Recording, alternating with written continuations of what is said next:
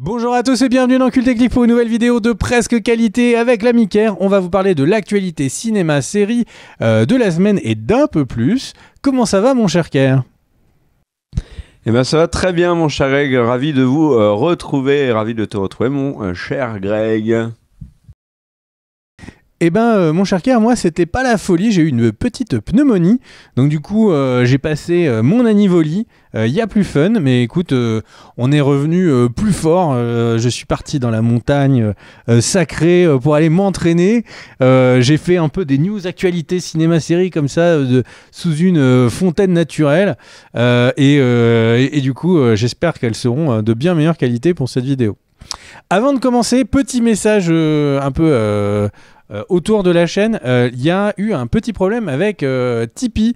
Il y a pas mal de gens qui vont récupérer leurs sous. Là, c'est vraiment le côté genre, vous savez, rendez les sous, les youtubeurs. Bah là, c'est Tipeee a fait ça. En fait, ils ont rendu les sous aux gens. Donc, si vous avez un abonnement Cult Technique, ou en tout cas, si vous donnez des sous sur Tipeee à Cult Technique, n'hésitez pas à aller voir. Normalement, c'est tous les gens qui donnaient par virement ou par carte bleue qui ont été remboursés. Donc si c'est une bonne nouvelle pour vous parce que vous ne vouliez plus, et bah très bien, fair enough. Et si par contre vous avez envie de soutenir la chaîne, n'hésitez pas à y retourner parce que du coup normalement tout est désactivé. Voilà, un problème administratif du côté de Tipeee. Mon cher Kerr, est-ce que tu peux nous parler un petit peu de l'actualité cinéma-série ? Et évidemment, tu peux nous parler de ta passion dans la vie. On en parlait il y a quelques instants, le pognon. Ah bah, j'avais hâte de reparler de ça mon cher Greg parce que avec ta pneumonie on a eu forcément moins de vidéos sur la chaîne et j'avais hâte de retrouver ces vidéos, de vous retrouver vous dans les commentaires et aussi donc de te refaire un point complet sur le pognon avec d'abord un truc, on va commencer là-dessus sur le point box-office. Alors peut-être qu'au moment où vous regardez cette vidéo vous avez déjà le verdict, mais il y a Joker 2 qui sort aujourd'hui au cinéma en France, qui sort donc ce week-end aux États-Unis. Et figurez-vous que pour l'instant, c'est pas la fête du côté de Joker 2. D'abord, il y a un accueil critique presse qui n'est pas bon, qui est très très mitigé, on va dire. Et l'accueil public, il est encore moins bon. Il est actuellement à 40% d'avis positif sur Rotten Tomatoes, c'est très faible. Et c'est très loin du Joker premier du nom. Et surtout au niveau des estimations, box office, c'est pas la fête du tout puisque Joker 2 est estimé à moitié moins au niveau de son démarrage que l'avait fait le premier, qui, on rappelle, avait récolté 330 millions de dollars aux États-Unis et 1 milliard au total. On peut tabler sur les estimations à une fin de carrière aux environs de 400 millions. Et si c'est ça, c'est vraiment beaucoup. Moi, je pense même que le film pourrait bider bien plus que ça. Il est plus long que le premier. Il y a l'ajout de l'aspect comédie musicale qui apparemment est très important dans le film. Il y a les critiques qui sont mauvaises. Bon, c'est pas la fête pour Joker 2. Il y a un autre film pour qui ça n'est pas la fête, c'est Megalopolis, le film de Francis Ford Coppola avec Adam Driver, qui est un bid en France et qui est un énorme bid aux États-Unis pour son premier week-end d'exploitation en salle. Là-bas, il a récolté 4 millions de dollars. Donc, c'est vraiment pas beaucoup, surtout quand on sait que le film a coûté 120 millions de dollars de budget hors promo et que Francis Ford Coppola avait exigé une grosse promo. Sur ce film. Il y a plusieurs éléments qui expliquent l'échec de Megalopolis. Alors, il y a d'abord les mauvaises critiques, le fait qu'il soit très long, que ce soit un film très étrange, il faut bien le reconnaître. Mais il y a aussi, peut-être, ça a eu son impact, même si on rappelle, on en avait parlé dans les précédentes vidéos news, à l'époque, quand Francis Ford Coppola avait montré le film à l'ensemble des distributeurs, des grands acteurs d'Hollywood, des boss de Netflix, de Disney, de Warner, tout le monde avait fui en mode non, nous ne distribuerons pas ce film, ça sent vraiment l'énorme fail. Et il y a un autre élément qui rajoute à ça, peut-être, c'est la polémique qu'il y a eu sur la bande-annonce avec des critiques générées par IA qui avait donc fait polémique et qui avait fait que ce trailer avait été supprimé de l'internet du web. Donc voilà, Megalopolis, n'a pas clairement la sortie que Francis Ford Coppola aurait souhaité. Par contre, il y a un film, mon cher Greg, qui m'intrigue énormément.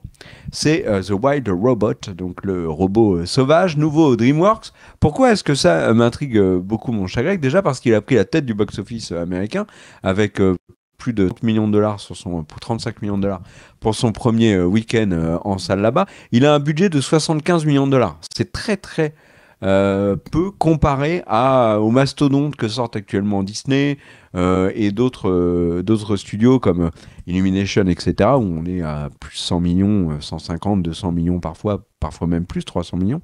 Alors, on n'est pas aux enchères, donc levez pas la main en disant 400 millions à gauche, 500 millions. Non, non.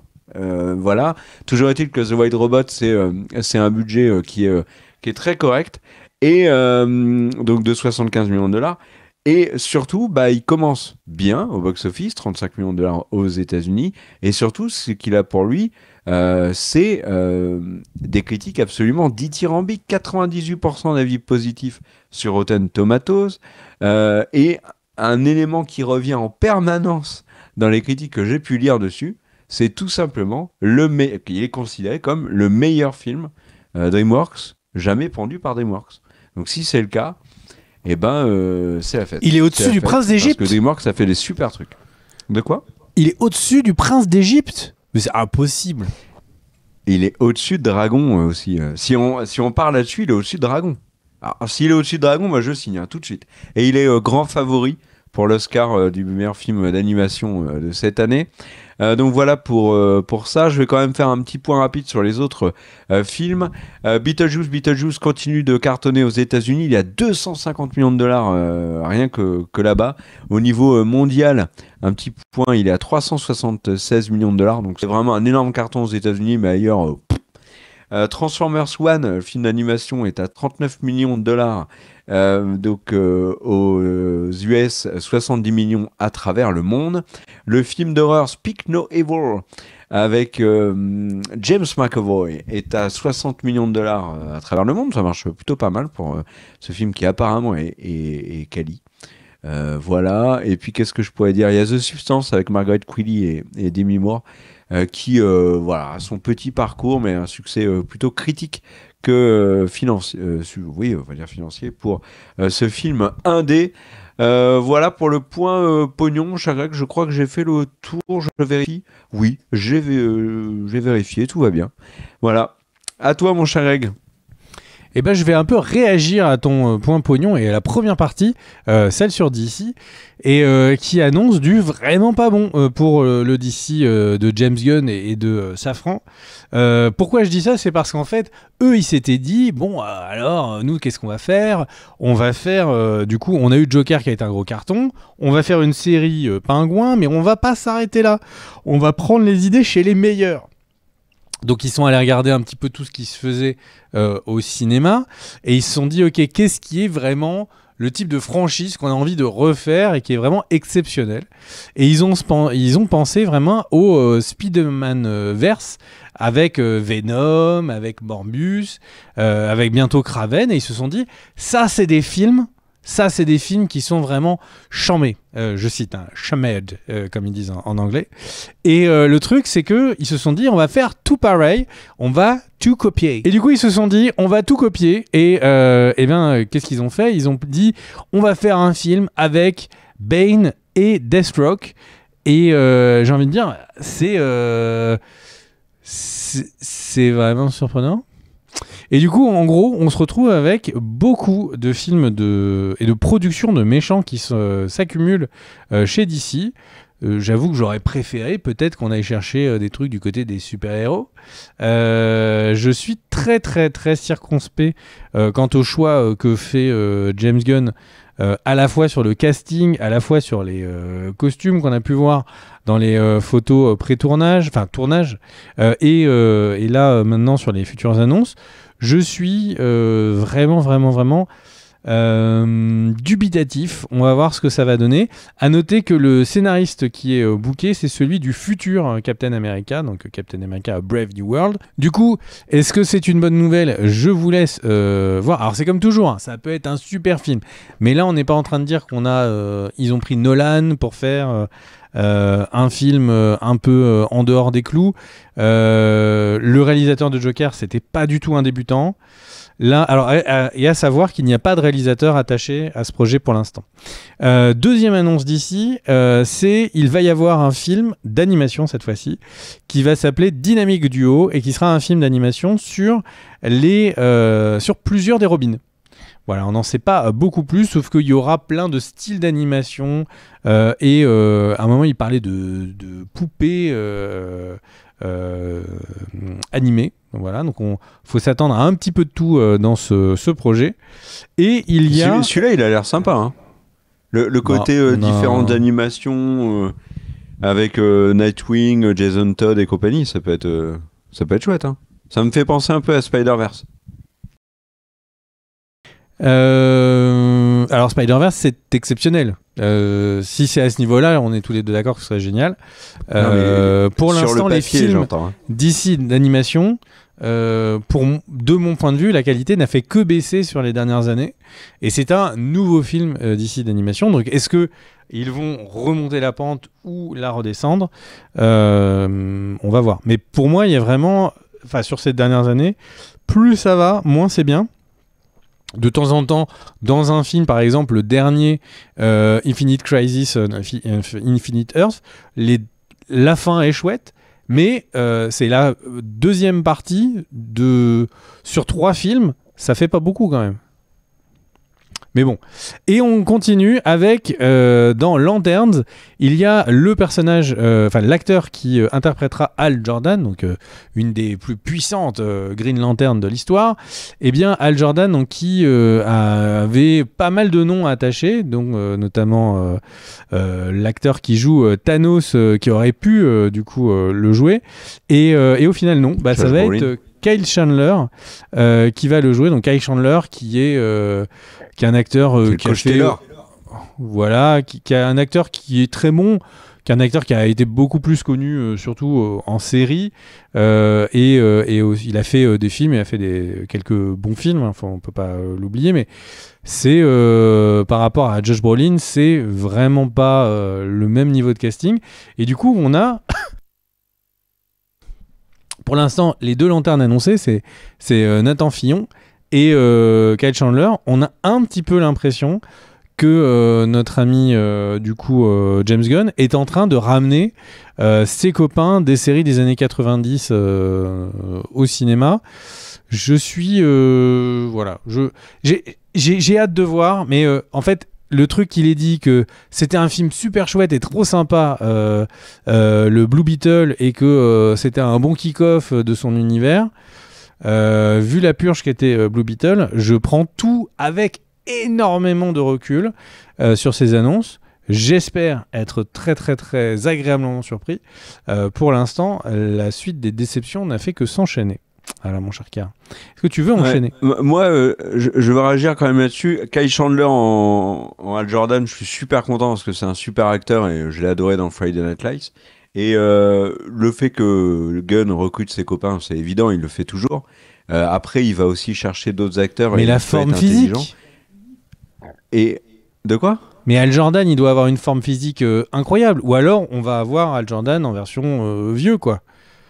Mais Kyle Chandler, il est pas plus jeune que Kyle Chandler. Hein. Oui, mais au moins, on sait qu'on aurait eu un acteur extrêmement charismatique.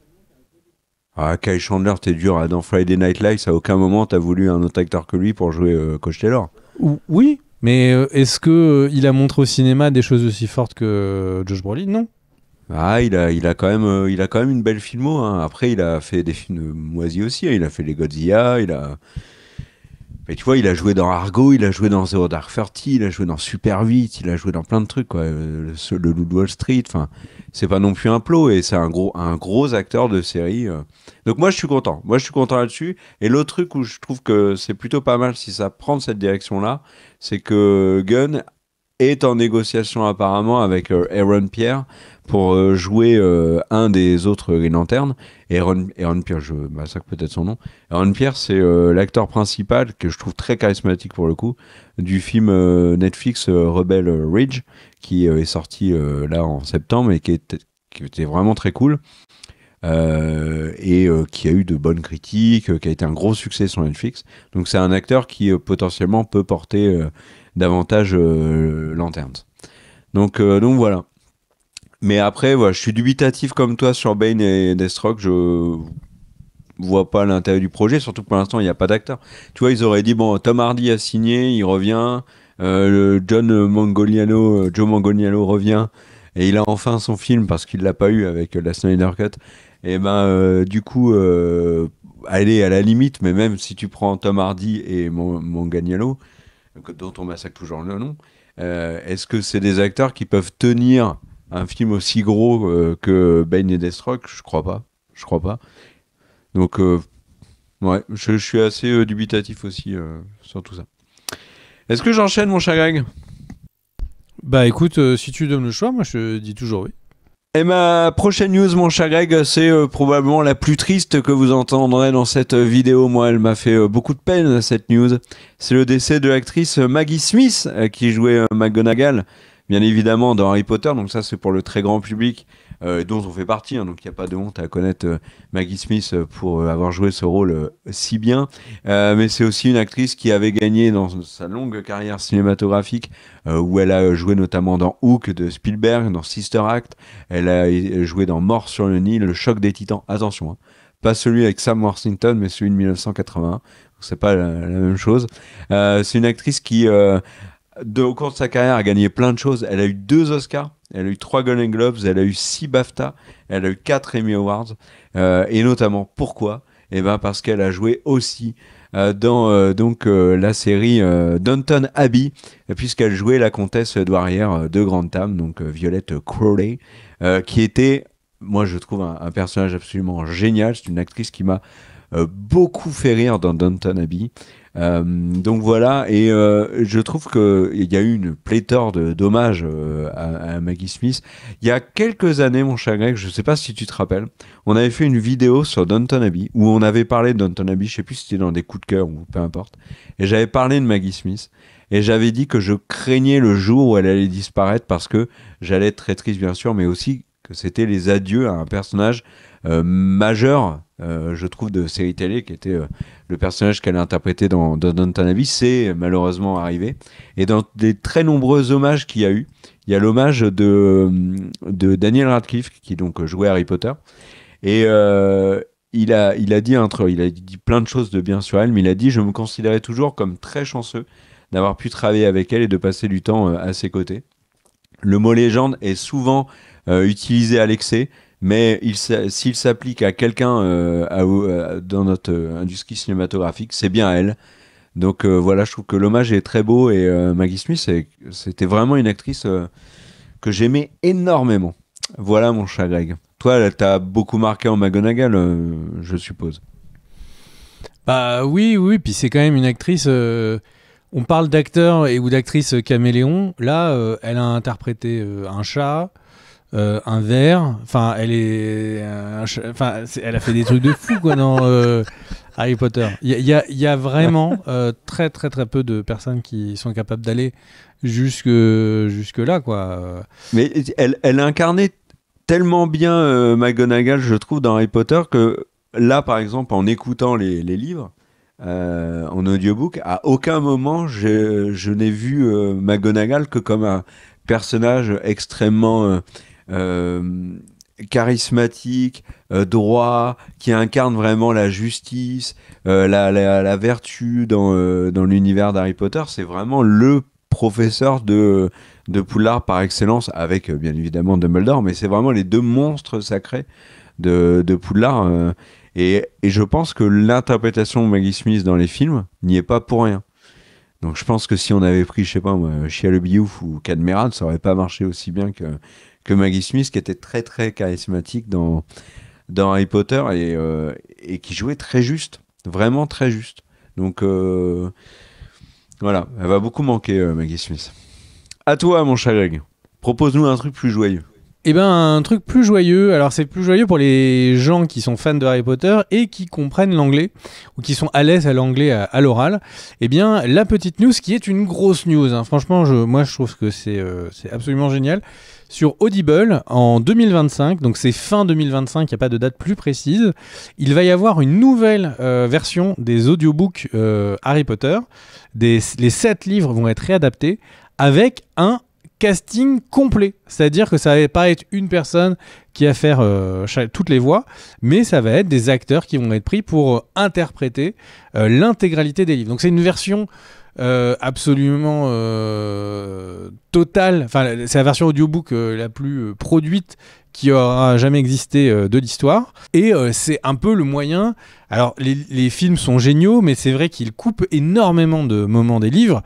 Il y a je pense qu'il doit y avoir peut-être 60% de l'Ordre du Phénix qui est adapté, et quasiment tout le reste l'est pas.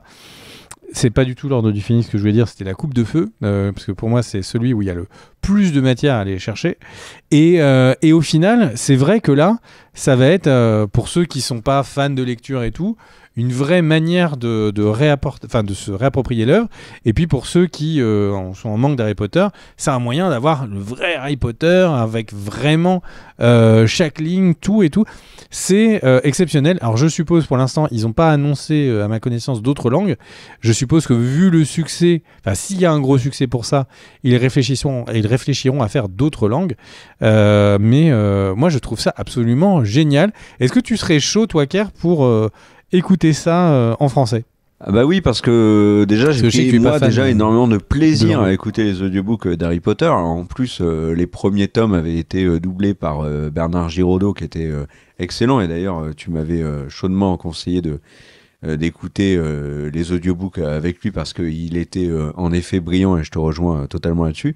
Et puis même la personne qui a pris le relais derrière était très bien. Donc là, s'il y a vraiment un gros effort pour mettre en scène, on va dire, le récit de J.K. Rowling de la meilleure manière possible, oui, pourquoi pas. Hein. Si vous ne l'avez jamais fait, jamais lu Harry Potter, ou même jamais écouté, faites-le, parce que Greg a dit quelque chose de très intéressant. Les films, aussi bons soient-ils, n'adaptent pas tout. Ils ne peuvent pas tout adapter des ouvrages de l'auteur. Donc, et il y a un intérêt à les lire, bien sûr, il y a un intérêt à les écouter aussi. Mais du coup, moi, je persiste à dire, et j'en parlerai après dans la vidéo, qu'il y a un intérêt à mettre en scène la série télé comme elle est prévue. Et je passe d'Harry Potter, mon cher Greg, aux Emmy Awards avec l'autre news. Les Emmy Awards qui ont rendu leur verdict, c'était vers mi-septembre, on n'en a pas parlé, c'est vraiment un moment où il faut rattraper ça, parce que ces Emmy Awards, mon cher Greg, étaient loin d'être anodins. Dans la catégorie, il y avait 2 immenses favoris. Hein. D'un côté, on avait Shogun, dans la catégorie dramatique. Du côté comédie, on avait The Bear. Et du côté mini-série, il y avait un doute. Du côté mini-série, il y a plus de doute du tout, puisqu'en fait, il y a une mini-série, celle de Netflix, Mon Petit Reine, qui a tout gagné. Du côté des séries dramatiques, on a Shogun, qui était l'immense favori, qui a absolument tout atomisé. 18 Emmy Awards pour la première saison de Shogun. C'est jamais une première saison n'avait remporté autant d'Emmy Awards que Shogun saison 1. Donc bravo. Meilleur acteur dans une série dramatique pour Hiroyuki Sanada, qui devient le premier japonais vainqueur d'un Emmy Awards. De meilleur acteur dans une série dramatique. Anna Sawai, qui elle a été élue meilleure actrice dans une série dramatique, et elle le mérite vraiment, Sanada aussi. Hein. Elle, c'est la première actrice asiatique à remporter un Emmy de meilleure actrice dans une série dramatique. Enfin bref, il y a vraiment carton plein pour Shogun, c'est amplement mérité. Ça met une pression de ma boule quand même sur les créateurs de la série qui, on le rappelle, devaient clore Shogun, et finalement, bon, Disney a poussé, enfin Disney FX, on peut supposer que Disney a poussé beaucoup pour que derrière il y ait une saison 2, que les créateurs qui au début avaient dit hors de question, jamais on cédera, quoi qu'il arrive, et puis bon, il est arrivé un chèque probablement, et du coup ils ont cédé, et Sanada pareil a cédé, et là la série globalement est partie sur 4 saisons, si je dis pas de bêtises. Donc on est sur sur une grosse pression là pour les créateurs de Shogun parce que la saison 1 était, il faut bien le reconnaître, très très bonne.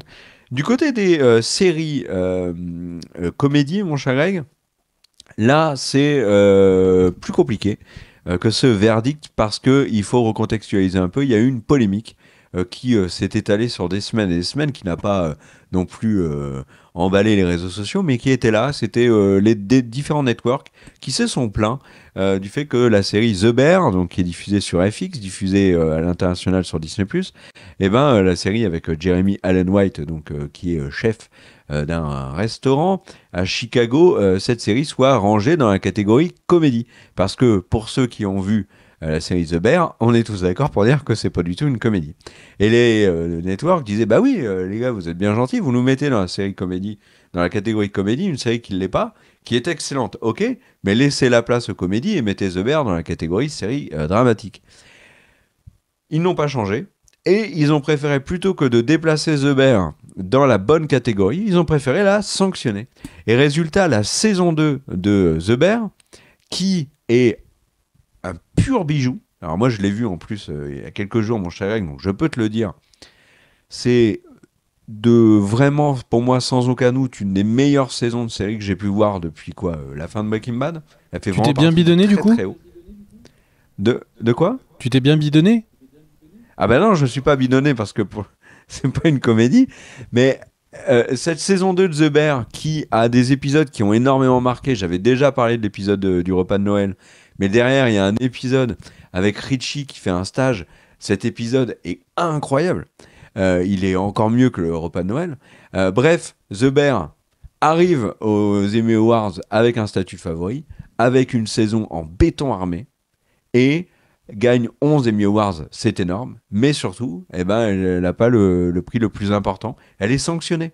Elle est sanctionnée sur 2 prix majeurs. Meilleure actrice, c'est Jean Smart pour Axe qui l'a récupérée. Et meilleure série comédie, c'est Axe aussi qui récupère le prix. On a vraiment l'impression qu'il y a une espèce de... Bon, alors les gars, on laisse The Bear, on lui donne plein de prix, mais on lui donne pas le plus important, puis surtout, taisez-vous. Mais ça n'a de sens pour personne, en fait. Et certainement pas pour The Bear. Et j'aurais été content de voir un duel Shogun-The Bear dans la catégorie série dramatique, parce que pour le coup, en ayant vu moi les 2 séries, mon cœur balance vraiment du côté de The Bear. Et pourtant, j'ai beaucoup aimé Shogun. Donc voilà. Et puis un petit point quand même sur le nombre de... Le network qui du coup a gagné le plus d'Emmy Awards cette année, mon cher Greg, c'est pas Disney+, c'est pas Prime, c'est pas Netflix, c'est pas HBO, c'est FX. Alors vous allez me dire, FX appartient par ricochet à Disney. Oui, mais Disney est bien présent aux Emmy Awards avec Disney+, et à côté, il y a 2 networks qui sont indépendants aux Emmy Awards, Hulu et FX. FX est le network qui a gagné le plus de prix cette année, grâce à 2 séries uniquement, c'est ça qui est génial. Shogun et The Bear, qui ont été de très loin celles qui ont le plus gagné de prix. On a ensuite Netflix, qui est loin derrière, qui a beaucoup de prix avec Mon Petit Reine, qui a aussi le prix du meilleur anime pour Blue Eye Samurai. Et puis très très loin dans les bas-fonds du classement, et je suis désolé, c'est un troll, ça part comme ça. C'est une attaque gratos, mais ça fait toujours plaisir. Je suis pas sûr que l'année prochaine, les anneaux de pouvoir lui permettent d'en gagner plus. Mais le dernier, c'est Network, c'est Prime Video, qui est dans le dur avec juste seulement 4 Emmy Awards dans sa poche. Il y en a qu'un pour Fallout, qui avait plein de nominations et qui au final n'en a eu qu'un. Et il y en a que 2 pour une excellente série de 2024, qui est Mr. et Mrs. Smith. Alors je me moque des anneaux de pouvoir, alors il y a du bon aussi dans les anneaux de pouvoir. Mais il faut aussi savoir reconnaître quand Prime Video fait une série goldée. Et Mr. et Mrs. Smith, c'était du lourd. Et c'est assez triste, je trouve, de ne voir que 2 Emmy pour cette série. Voilà, mon cher Greg. Je reprends mon souffle, à toi. Merci Jean-Michel, à toi. Et donc tu parlais des anneaux de pouvoir, je vais rebondir sur ça. Il y a un peu de chiffres d'audience qui sont sortis, qui ont été communiqués par Amazon. Et alors, c'est pas folichon. La saison 2 n'est pas folichonne du tout. En gros, il y a 55 millions de spectateurs qui se seraient connectés sur les 34 premiers jours.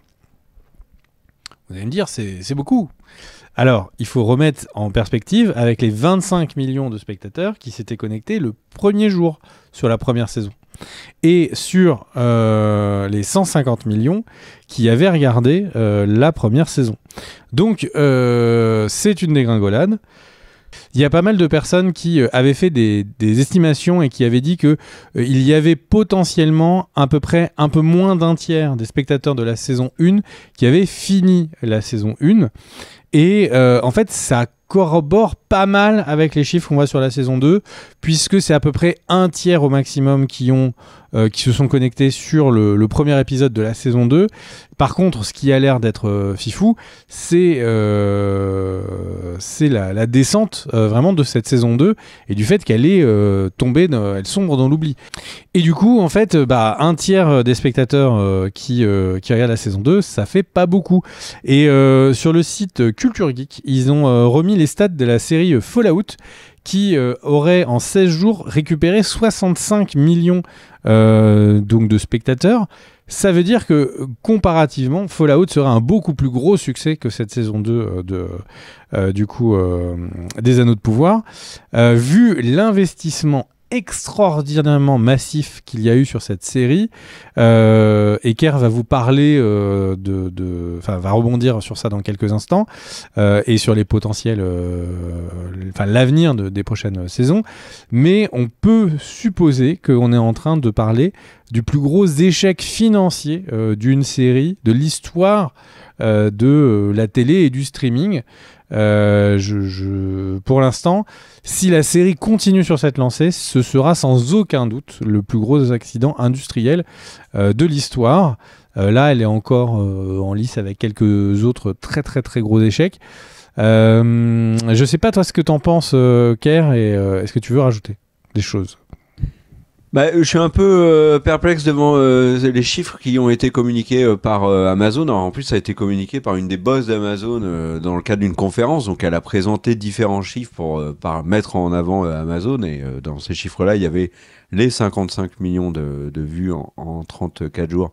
Des Anneaux de Pouvoir. Là où je trouve qu'il y a c'est ce que tout à l'heure, je disais, il y a un autre chiffre qui m'interpelle.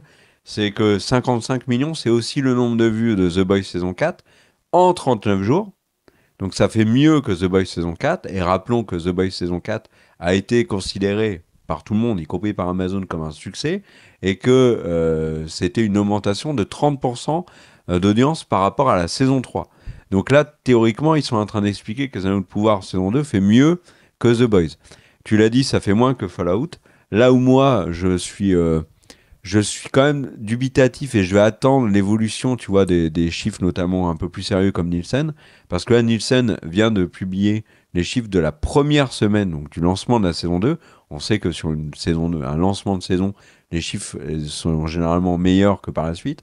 Mais là, Les Anneaux de Pouvoir est très largement en tête de toutes les séries originales qui viennent de sortir au même moment, donc que ce soit Emily in Paris, que ce soit Chaos, que ce soit... Attention, Emily in Paris, c'était la première partie de la saison. Hein.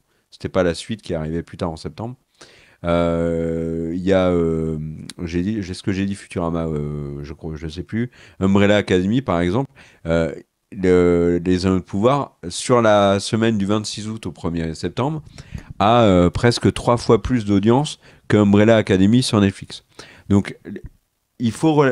je sais pas s'il faut relativiser ou moi je pense qu'il faut juste attendre, voir les chiffres dans leur entièreté et ensuite on pourra peut-être faire une conclusion, même si je pense que elle s'approchera de celle que tu as fait là. On rappelle qu'il y a un peu plus de 40% seulement des personnes qui ont vu la saison 1 qui l'ont terminée. Enfin, qui ont commencé la saison 1, qui l'ont terminée, donc c'est terrible. Donc voilà, je suis perplexe. Et si on va sur le Nielsen, la série qui fait actuellement aux États-Unis le plus de vues devant Les Anneaux de Pouvoir, c'est Prison Break. Pourquoi ? Parce que Prison Break, la série d'origine, hein, parce que Prison Break vient de débarquer sur Netflix aux US.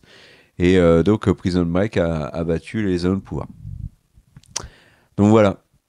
Et j'enchaîne tout de suite avec une autre news, une news un petit peu, je sais pas si c'est un guilty pleasure, un truc, ça me fait plaisir, mais j'ose pas trop vous le dire.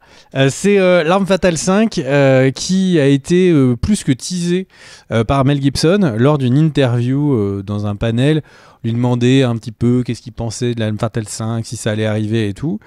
Et l'intervieweuse ne s'attendait pas vraiment à une réponse sérieuse. Et Mel Gibson fait une très longue tirade hyper émue.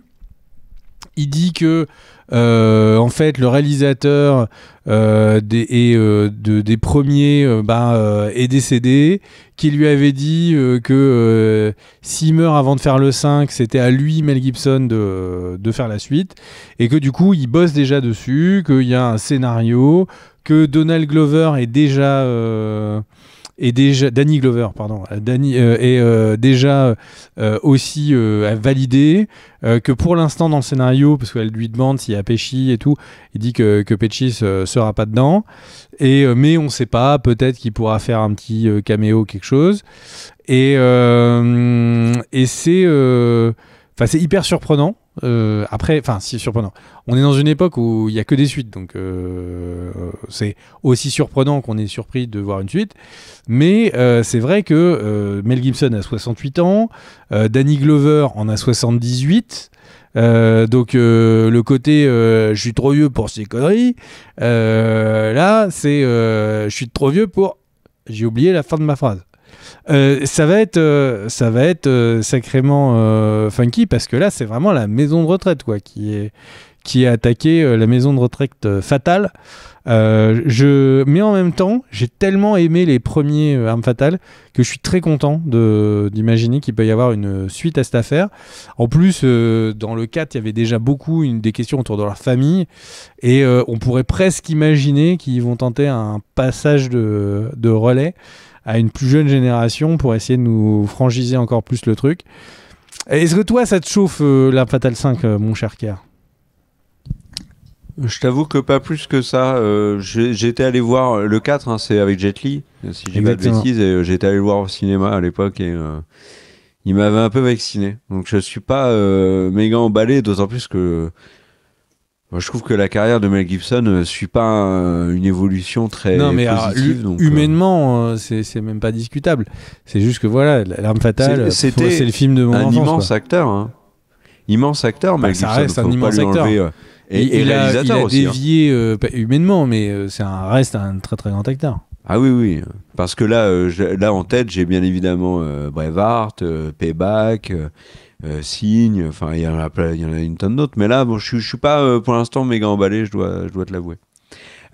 Si tu permets, je vais faire une news qui fait écho à ce que tu disais tout à l'heure avec échec industriel. Tu parlais des anneaux de pouvoir, j'ai parlé d'un autre échec industriel récent, c'est The Acolyte, la série Disney Star Wars. Et ben mon cher Greg, sache qu'il n'y aura pas de saison 2.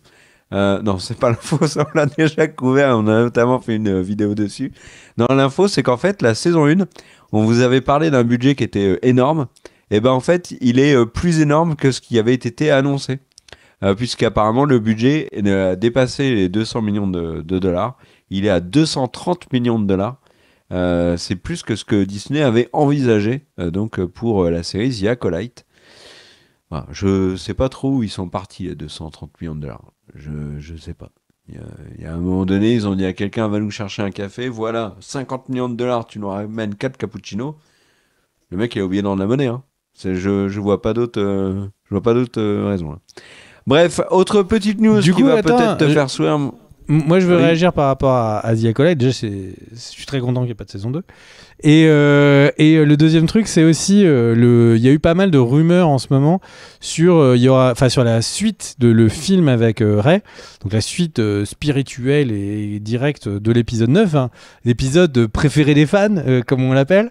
Du coup, il y avait des rumeurs insistantes sur le fait que le film allait être reporté. Lucasfilm a l'air de confirmer les rumeurs, mais en même temps de dire que le film est toujours prévu. Alors, Attention, moi je suis pas un grand fan de 789, hein, faut se le dire.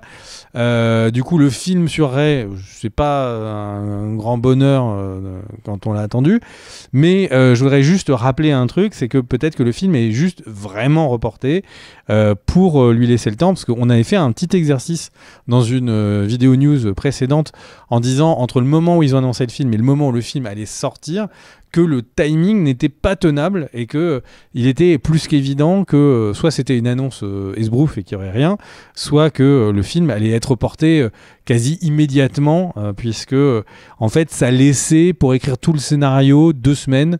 Ce qui pour un film, alors vous allez me dire pour le 9 ils ont écrit ça en une soirée de beuverie, mais clairement 2 semaines c'est un peu court pour un long métrage, donc du coup je pense que c'est assez logique que ce soit reporté, même si c'est vrai qu'en ce moment quand Lucas Film reporte des films, c'est souvent annulé, ou en tout cas ça disparaît, mais là voilà, pas de faux espoirs d'annulation, peut-être que c'est juste un report.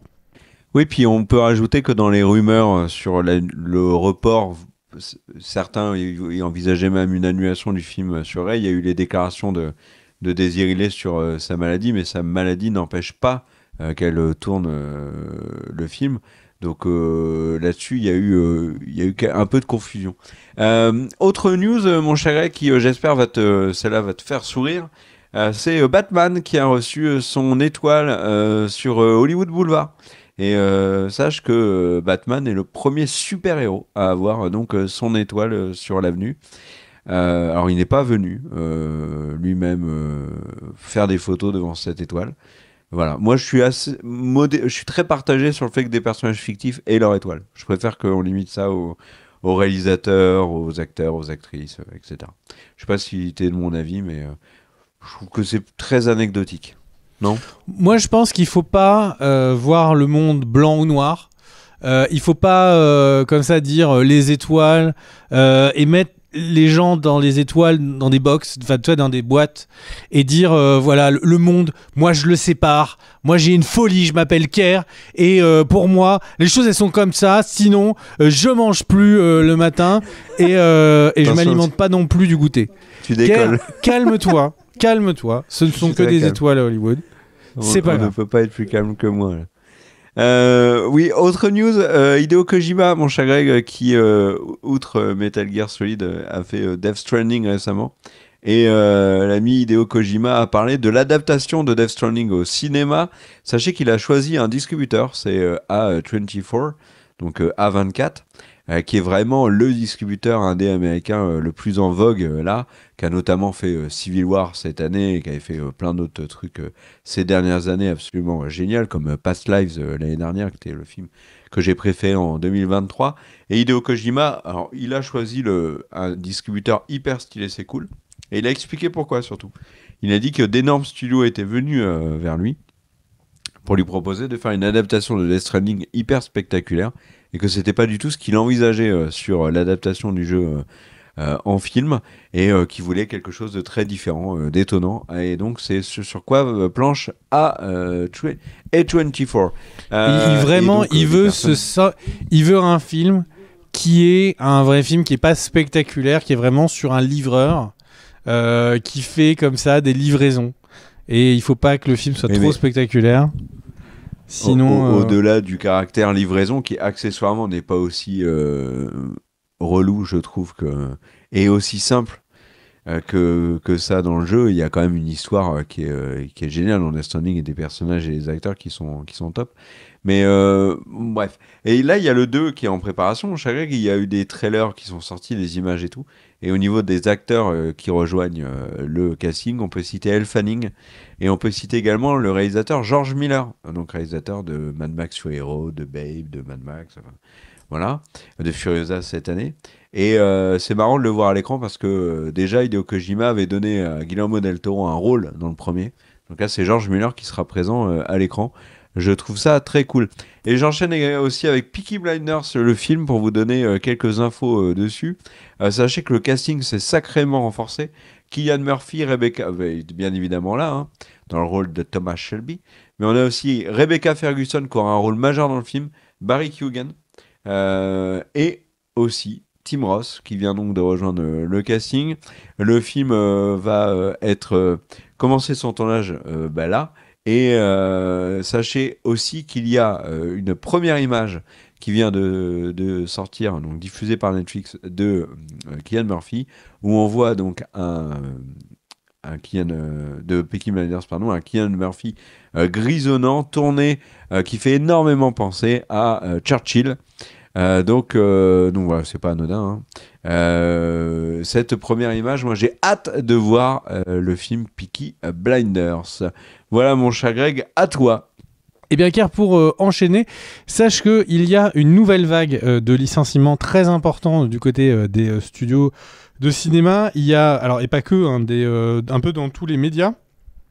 Aux États-Unis, Disney continue son dégraissement et là en ce moment il est en train de dégraisser du côté de ABC, ABC News pour être précis. Paramount a annoncé qu'il serait sur une deuxième vague de licenciements. Alors bon, globalement, l'économie va pas hyper bien en ce moment. La tech va vraiment pas bien en ce moment. Il y a plusieurs vagues de licenciements les unes à la suite des autres. Et pour tout ce qui est médias, production et streaming, ça aussi a tendance un peu à s'accélérer. Donc voilà. Écoutez, c'est en cours. La deuxième news, c'est le trailer de Ballerina qui confirme à peu près à quel moment Ballerina va se passer. Visiblement, le film va être sur une très grande période et du coup, il devrait être entre le chapitre 3 et le chapitre 4 principalement de John Wick.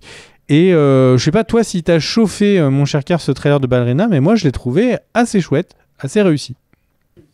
Ouais, je suis d'accord avec toi. C'est la dernière fois où on verra Lance Reddick dans la saga John Wick, puisqu'il est décédé depuis. Il a tourné avant de décéder dans d'autres films et séries qui ne sont pas encore diffusés. Mais enfin là, dans ce rôle-là, c'est la dernière fois qu'on le verra. Il y a aussi Norman Reedus qui apparaît dans le trailer. Il a un rôle dans Ballerina. Et donc on voit aussi Keanu Reeves faire un caméo dans le trailer. Donc ça, j'ai trouvé ça très cool. C'est Anna de Armas porte le film. Moi, je suis content, mais après, j'aime bien la saga John Wick, donc je devrais m'y retrouver, forcément. Veux-tu enchaîner ? Bah ouais, alors moi, je vais... quelques petites news où il faut que tu réagisses, mon cher Greg. Es-tu prêt ? Parce que là, il y a du lourd. Non. Marvel est... Oui. Bah si, il faut. Marvel est en train de faire campagne pour les Oscars. Ouais. Mais je sais pas à quel moment, tu me le dis pas dans le jeu. Tu vas voir. Quand est-ce qu'il faut le faire ? Je sais pas si c'est à chaque mot ou si j'attends je lèverai la main. Une ponctuation. Comment ? Non. Tu vas voir, c'est vraiment des news où ça va être limpide. Tu vas dire, ah oui, là, il faut que je réagisse. Marvel fait campagne pour les Oscars pour Deadpool et Wolverine. Et attention. Ils sont pas en train de dire oui, il faut que le film soit nommé dans la catégorie meilleur film parce que on est quand même réaliste. Non, on va jouer plus bas quand même. Donc en fait, il faut campagne pour que plus gros succès là. Non, ça ils peuvent. Non, mais ils peuvent bien sûr. Mais c'est pas ça. Mais de toute façon, le plus gros succès, ça sera pas lui. Hein. Si le film n'a pas le plus gros budget, non, mais le plus gros box-office, pardon. Mais ils sont en train de faire campagne pour Ryan Reynolds, meilleur acteur dans le rôle de Deadpool, et Hugh Jackman, meilleur second rôle dans le rôle donc de Wolverine. Alors moi, j'ai une réaction. Toi, t'en as pas. Pour l'instant, t'es dubitatif. Mais réveillez-vous, Disney. On va pas donner un meilleur acteur à Ryan Reynolds et un meilleur second rôle masculin à Hugh Jackman. Il y a 15, 20, 30 acteurs qui ont mieux joué qu'eux cette année, même si j'ai adoré Hugh Jackman, par exemple, dans Deadpool et Wolverine. Arrêtez de nous prendre pour des pigeons. Est-ce que t'es sûr qu'il n'y a pas genre une nouvelle catégorie, genre meilleur summer bod, tu vois, alors vraiment beauté de l'été, les abdos les plus frais, et là, les deux sont compètes et tout. Non, mais non, et en plus, ils ont l'air sérieux, c'est ça qui est terrible. Après, ils font campagne, ça marchera pas. Voilà, ils avaient fait campagne sur Black Panther, ils avaient fait campagne pour que le film soit meilleur film de l'année. Il avait été nominé, si je dis pas des bêtises, mais oui, non, là, j'y crois pas. Et je trouve que c'est complètement abusé. Autre news où je veux ta réaction, mais là, c'est plus anecdotique. Space Marine 2 est un joli succès sur Steam notamment. C'est vrai. En tout cas, c'est là. De quoi? C'est vrai. Oui. T'as levé légèrement la main. Du coup, j'ai... Tu réagis, bien joué. Et du coup, mon cher Greg, comme le jeu est un joli succès, comme tu viens de le confirmer, eh ben, qui dit gros succès dit gros nombre de joueurs, et qui dit gros nombre de joueurs dit forcément qu'il y en a certains qui sont des trolls, qui sont toxiques, hein, on voit ça sur tous les jeux à succès. Et donc, les développeurs ont... alors déjà, ils sanctionnent, mais surtout, ils essayent donc de calmer un peu les ardeurs de tout le monde. Et ils ont dit... Bah, vous savez pas quel âge ont les joueurs avec qui vous jouez dans les parties en coop. Donc arrêtez de les insulter parce que parmi ces joueurs-là, il y a peut-être aussi Henry Cavill et que vous ne voudriez pas insulter Henry Cavill. Alors bien évidemment, c'est une référence au fait qu'Henry Cavill est un joueur de Warhammer et qu'en plus, non seulement c'est un joueur, mais il aime tellement Warhammer, on en a déjà parlé plein de fois, qu'il est associé dans un projet d'adaptation. On ne sait pas dans quoi, série, film, on ne sait pas pour l'instant, c'est très très très très flou. Mais en tout cas, et ça parle d'adaptation donc de Warhammer 40 000 avec Henry Cavill. C'est le cas de Space Marine 2 qui se passe donc dans l'univers de Warhammer 40 000. Donc voilà, petit clin d'œil des développeurs à Henry Cavill. C'est sympa. Kerr, en fait, c'est vrai puisque Cavill a dit qu'il jouait au jeu et qu'il l'avait adoré. Oui, non mais bien évidemment. Mais ce que je veux dire, c'est que tu vas pas forcément jouer contre Cavill, tu vois, ou avec Cavill. Genre, si tu joues tous les jours à Space Marine 2, à chaque fois que tu te connectes, tu dis Henry, it's you, Henry. Bah, ça marche, il y a peu de chance. Et ça tombe, tu vas tomber sur un mec qui s'appelle Henry, mais il est bulgare, tu vois, il a jamais vu un film avec Henry Cavill, il joue à Space Marine 2, laisse-le tranquille, quoi. Donc voilà, bon, bref. Je ne sais pas s'il y a beaucoup de Henry en Bulgarie, je ne me suis pas renseigné avant de faire cette petite blague. Voilà, et autre news importante à mes yeux, et donc je l'espère aux yeux de vous-même, c'est un remake français d'un film indé que j'avais beaucoup aimé qui s'appelle Palm Springs, qui est sorti il y a 2 ou 3 ans sur Prime Video avec Adam Sandberg, donc le héros de Brooklyn Nine-Nine, Christine Milioti, donc la maman dans I Met Your Mother, et J.K. Simmons. Et ben c'était vraiment un super film. Et du coup, ils ont décidé d'en faire un remake français qui va s'appeler Un mariage sans fin avec Tarek Boudali, donc de la bande à Fifi, Babysitter et compagnie. Et donc l'ancienne modèle devenue actrice Camille Rault. J'ai envie de dire, mais pourquoi? Il était très très bien ce film, laissez-le tranquille. Allez le voir plutôt que d'en faire un remake. Proposez-le, poussez-le, dites aux gens de le regarder. Palm Springs, c'était très chouette, laissez-le tranquille. Merci. Voilà mon chat Greg, j'ai terminé avec cette news. Ouais, c'est juste un petit peu dommage ces trucs d'adaptation. C'est... Pour des remakes quoi. Pourquoi? Bah ouais, en fait on peut proposer des trucs cool quand même. On peut proposer des choses différentes. Mais bon, après, je sais, c'est plus difficile à se faire valider. En plus, Amazon, si je me trompe pas, c'est eux qui ont diffusé le film, donc il est fortement probable qu'ils ont les droits. Le gars de la bande à Fifi, il bosse avec eux. Bon, écoute.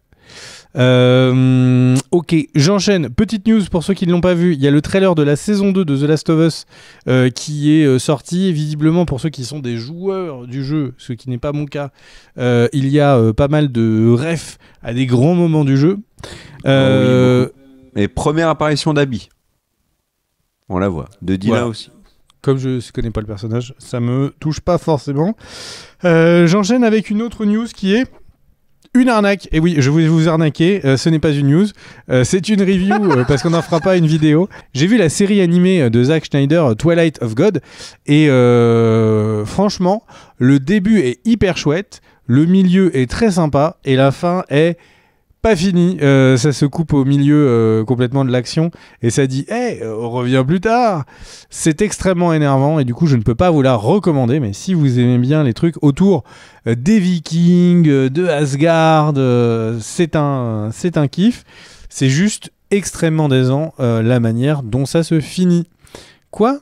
House of the Dragon saison 2? Qui a pensé ça? Pas moi. Attendez, arrêtez. J'enchaîne par une troisième news puisque Kerr, du coup, vient de bloquer et que je suis en train de le rebooter à distance.